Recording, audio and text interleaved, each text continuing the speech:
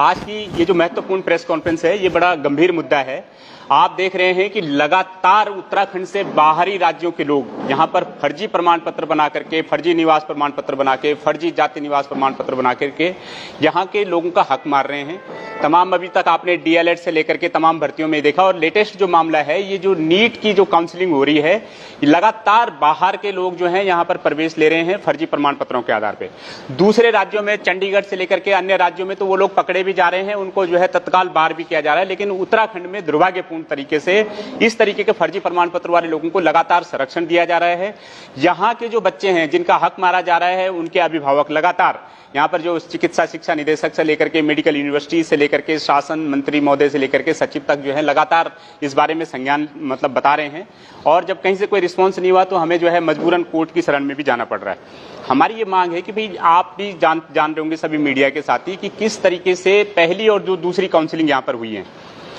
कई सारे उदाहरण हैं, हम लोग आपको कुछ उदाहरण भी बताएंगे जिनको हमने पहले नजर में जो है देखा है, इसकी हमने जांच की भी मांग की है। कई लोग ऐसे हैं कि जिनके पास उत्तर प्रदेश की काउंसलिंग में भी वो लोग शामिल हुए हैं, और जब वहां नंबर नहीं आया तो उत्तराखंड की काउंसलिंग में भी शामिल हुए हैं।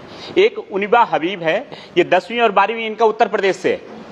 प्रथम काउंसलिंग में ये उत्तर प्रदेश से इन्होंने भाग लिया, और जब वहां नहीं हुआ तो उत्तराखंड में ये प्रथम काउंसलिंग में शामिल नहीं हुए, लेकिन सेकेंड काउंसलिंग में ये उत्तराखंड आ गए और इनको 53 नंबर जो है क्रमांक मिला है, और इनको श्रीनगर मेडिकल जो कॉलेज है उसकी सीट आवंटित हुई है। तो बड़ा दुर्भाग्यपूर्ण तरीका यह कि भाई अगर वो उत्तराखंड के हैं ही नहीं और 10वीं 12वीं उन्होंने उत्तर प्रदेश से किया है, तो पहली राउंड में भी यहाँ नहीं आए तो सेकंड राउंड भी यहाँ के आ भी गए, और श्रीनगर में इनको पार्टिसिपेशन कैसे मिल गया, कैसे इनका जाति प्रमाण पत्र बना, यहाँ से कैसे इनका निवास प्रमाण पत्र बना। दूसरी एक लड़की है प्रीति, इसका 10वीं और 12वीं हरियाणा से है। ये पहली काउंसलिंग में तो उत्तराखंड आई नहीं, सेकंड काउंसलिंग में उत्तराखंड आई और अल्मोड़ा सीट इनको आवंटित कर दी गई।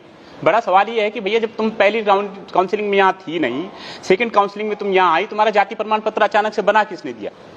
और हम लोग तत्काल लगातार सरकार से मांग कर रहे हैं कि भाई इस तरीके के जो फर्जी सर्टिफिकेट वाले लोग हैं, सरकार इस पे मांग करे, नहीं तो फिर जो हम लोग तमाम लोग जो अभिभावक हैं, जो पेरेंट्स हैं, हम लोग कोर्ट तो जाएंगे ही। फर्जी हमारी साफ जो आज प्रेस कॉन्फ्रेंस करने का जो सबसे बड़ा कारण है वो ये है कि साफ अल्टीमेटम है कि जो भी अभ्यर्थी इस तरीके के फर्जी प्रमाण पत्रों में संलग्न पाया गया तो ऐसा नहीं कि आप पकड़े गए और आपको बाहर कर दिया जाएगा। हमारा साफ अल्टीमेटम है, चेतावनी है कि हम लोग उनके खिलाफ यहां पर एफआईआर दर्ज करेंगे फर्जीवाड़े में 467, 468, 471, 472 और 120 बी में उनके जो पेरेंट्स हैं, क्योंकि वो नाबालिग बच्चे भी हैं कई सारे, उनके जो पेरेंट्स हैं उनको भी इसमें पार्टी बनाएंगे और उनके खिलाफ भी कार्रवाई करेंगे जो इस तरीके की फर्जीवाड़ा कर रहे हैं। और दूसरा, जो भी अधिकारी इस फर्जी प्रमाण पत्र बनाने में संलग्न पाया जाएगा, चाहे वो पटवारी हो, चाहे तहसीलदार हो, चाहे एसडीएम हो, आपके सम्मानित और जिम्मेदार मीडिया के माध्यम से साफ उनको चेतावनी है कि उनको हम लोग सुप्रीम कोर्ट तक नहीं छोड़ेंगे। बहुत मजाक हो गया, पानी सर से ऊपर चला गया है, लगातार उत्तराखंड के बच्चों का हित मारा जा रहा है और अब हम इस बारे को, इन चीजों का और नहीं सहेंगे। ये जो आपने स्टेट कोटे की सीट पर हुए हैं या ऑल इंडिया कोटे की? स्टेट कोटे की सीट पे हुए। पहले राउंड में जो है, ये पहले राउंड में एक 472 क्रमांक पे थी, निधि है, इसको सामान्य ओबीसी दिखाया गया पहले, और इसी जब दूसरे राउंड की काउंसलिंग हुई तो इसने अपना एससी का सर्टिफिकेट लगा दिया। भाई दो जाति प्रमाण पत्र कैसे लगा दिए इनको, और इनका हल्द्वानी मेडिकल सीट आवंटित हो गई। पहले इसने ओबीसी लगाया, जब उसमें नहीं हुआ अब एससी लगा के इसको आवंटित भी हो गया। तो ये अपने आप में बड़ा दुर्भाग्यपूर्ण है। एक आर्यन गुप्ता है, 772 क्रमांक पे इसको ईडब्ल्यूएस दर्शाया गया, जब उसमें नहीं हुआ तो राउंड 2 की काउंसलिंग पे इसको सामान्य विकलांग वो ऑर्फन दर्शा के, अब इसने ऑर्फन दर्शा के और अनाथ की सीट से इसको हल्द्वानी सीट आवंटित हो गई। तो मतलब ये मजाक क्या चल रहा है और कोई इस पे ध्यान ही नहीं दे रहा है लगातार। और दूसरा, ये दरअसल एक दिक्कत और भी है कि ऐसे दर्जनों केसेस हैं, हम लोगों ने आरटीआई भी लगाई है, उत्तर प्रदेश में भी आरटीआई लगाई और यहाँ भी आरटीआई लगाई, कि जिसका भी हमें जरा भी संदेह हो रहा है कि भाई इसकी निवास यूपी का है या यूपी के लोग हैं या दूसरे राज्यों के, हम लोग यहाँ से लगा के उनके दूसरे राज्यों में भी वो कर रहे हैं, टैली कर रहे हैं उन चीजों को, और इनके खिलाफ बाकायदा मुकदमा दर्ज होगा और इनके अभिभावकों को पार्टी बनाया जाएगा, और जिन लोगों ने इनके प्रमाण पत्र बनाए, चाहे जाति प्रमाण पत्र है, चाहे अस्थायी निवास प्रमाण पत्र है, इन सबके खिलाफ कार्रवाई। एक चारूपाल है, पुत्री गजराज, इन्होंने उत्तर प्रदेश की पहली काउंसलिंग में प्रतिभाग किया, इनका क्रमांक 3883 था। इसके बाद इसी अभ्यर्थी ने उत्तराखंड की प्रथम काउंसलिंग में 246 केंद्रीय ओबीसी में सामान्य सीट पे आवेदन कर दिया, और फिर उत्तराखंड की जो दूसरी काउंसलिंग है इसमें अपने आप को ओबीसी दर्शाया और राज्य के कोटे से जो है इसको अल्मोड़ा सीट आवंटित हो गई। पहले तुम उत्तर प्रदेश में दर्शा रहे हो अपने आप को, फिर वहां नहीं हो रहा है, फिर यहाँ केंद्रीय ओबीसी से सामान्य सीट पे आवेदन कर रहे हो, उसमें नहीं हो रहा, फिर दूसरी काउंसिलिंग में तुम अपने आप को फिर ओबीसी स्टेट कोटे की सीट दर्शा रहे हो और अल्मोड़ा सीट ले रहे हो। ये मजाक चल रहा है, क्या चल रहा है? ये उत्तराखंड के बच्चों के साथ सीधा सीधा ये दुर्भाग्यपूर्ण तरीके से ये मतलब ये छलावा है, और इसको सीधा सीधा लापरवाही कह लीजिए या संरक्षण कह लीजिए। उत्तराखंड सरकार से हमारी मांग है कि आप इस पे कार्रवाई करिए, और अगर उत्तराखंड के बच्चों का हक मारा गया, तीसरे काउंसिलिंग से पहले ये लोग बाहर नहीं हुए, तो फिर हम इनको किसी को कहीं का नहीं छोड़ेंगे, चाहे वो कोई अभ्यर्थी हो, चाहे उसके पेरेंट्स हो, चाहे वो तहसीलदार हो, पटवारी हो या एसडीएम हो। एक कनक भारती है, इन्होंने पहले उत्तराखंड कैटेगरी से अपने को सामान्य श्रेणी में दर्शाया, और जब वहां नहीं हुआ तो सेकंड राउंड में इन्होंने जो है अपने आप को ओबीसी श्रेणी में दर्शा दिया। जबकि साफ साफ नियम है कि भैया जब आप पहले फॉर्म भरते हो उसमें आपने जो अपने आप को दर्शा दिया, आप सामान्य हो, विकलांग हो, ऑर्फन हो, कुछ भी हो, उसके बाद आप उसकी कैटेगरी नहीं चेंज कर सकते। ये हो सकता है कि आप टाइम लेकर के बोल दें कि साहब मैं ओबीसी हूं लेकिन प्रमाण पत्र बाद में जमा कर लूंगी, वो एक चल सकता है।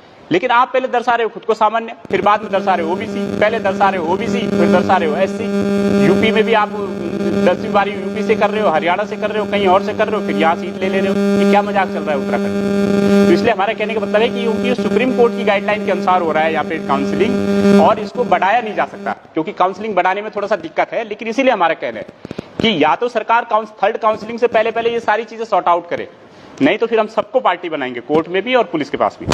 है माही रावत, उत्तराखंड की कैटेगरी में पहले इन्होंने सामान्य श्रेणी में दर्शाया अपने आप को, जब वहां नहीं हुआ तो सेकंड काउंसलिंग में माही रावत ने अपने आप को 157 क्रमांक पे ओबीसी दर्शा दिया। तो मजाक चल रहा है। तो हमने जो है समय रहते हुए, पर्याप्त समय रहते हुए, चाहे कुल सचिव हो एचएनबी चिकित्सा विश्वविद्यालय के, चाहे प्राचार्य हों, चाहे वीसी हों, माननीय मुख्यमंत्री हैं, माननीय स्वास्थ्य मंत्री हैं, माननीय प्रमुख सचिव हैं, माननीय चिकित्सा शिक्षा है, सबको अपने अपने स्तर से सबको पत्र भी दे दिए। 48 घंटे के अंतर्गत हमने 48 घंटे की जो समय अवधि होती है इसके अंतर्गत हमने और आरटीआई भी लगाई है। और जितने लोग इस तरीके से, मतलब ये आपके माध्यम से आज प्रेस करने का सबसे बड़ा कारण यह है कि अगर सरकार तीसरी काउंसलिंग से पहले इनको बाहर नहीं करती तो हमने सरकार को पूरा टाइम दे दिया है। उसके बाद चाहे सरकारी अधिकारी हो, जो भी जिम्मेदार लोग होंगे, चाहे ये सारे अभ्यर्थी हो, या तो ये चुपचाप सीट छोड़ करके निकल जाए। साफ चेतावनी है आपके माध्यम से, या तो जितने भी फर्जी डॉक्यूमेंट लेकर के यहाँ पे काउंसलिंग में आए हैं, पहले राउंड में, दूसरी राउंड में, ये चुपचाप सीट से छोड़ करके निकल जाए यहाँ से, या फिर अगर उत्तराखंड के बच्चों का अहित हुआ, तीसरी काउंसलिंग से पहले ये लोग बाहर नहीं हुए और उत्तराखंड के बच्चे यहाँ रह गए प्रवेश लेने से, हम लोग साफ चेतावनी देते हैं कि उनको हम लोग कहीं का नहीं छोड़ेंगे। सुप्रीम कोर्ट तक ये लड़ाई लड़ी जाएगी, और बाकायदा फर्जीवाड़ा का मुकदमा दर्ज करके, ये नहीं कि आप पकड़े जाओगे तो आपको सिंपली बाहर कर दिया जाएगा, डिबार करवा दिया जाएगा पिछले 5-10 साल के लिए। और दूसरा, जो इनके अभिभावक है वो भी इसमें संलिप्त है, और जो अधिकारी जितने जिस भी लेवल का अधिकारी पाया जाएगा उन सबको यहाँ पे पार्टी बनाते हुए इन सबके खिलाफ कार्रवाई की।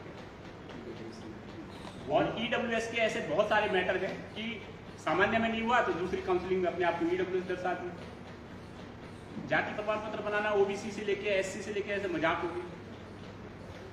ये तो सरकार का खेल है जी। और हमारी सरकार से आने वाले समय में ये भी मांग है कि ये जो मजाक चल रहा है कि भाई यहाँ पे उत्तराखंड को एक तरीके से आपने एजुकेशन हब है, तमाम मसूरी से लेके देहरादून से लेके नैनीताल से लेकर के एजुकेशन हब है, भाई हर कोई यहाँ पे पढ़ने के लिए आता है।